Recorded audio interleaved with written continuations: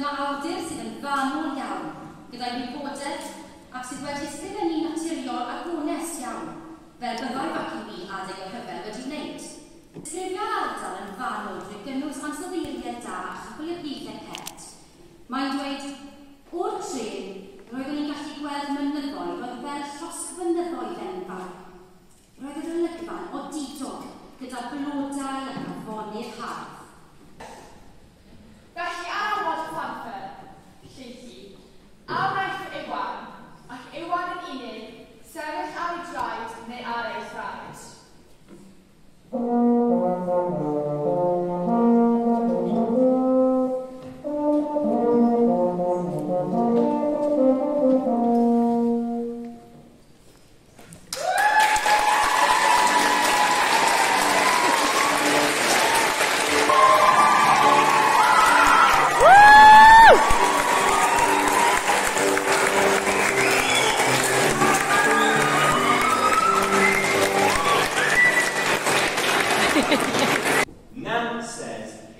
Sharp teeth like a knife, and its mouth drips toxic saliva.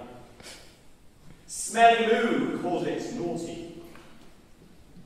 Perhaps he knows exactly what that means.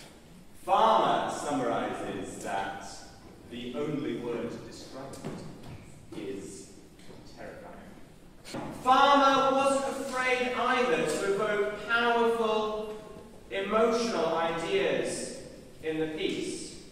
Which of us in this rural community could have been moved by the line, his sneeze can take away a forest and a full harvest?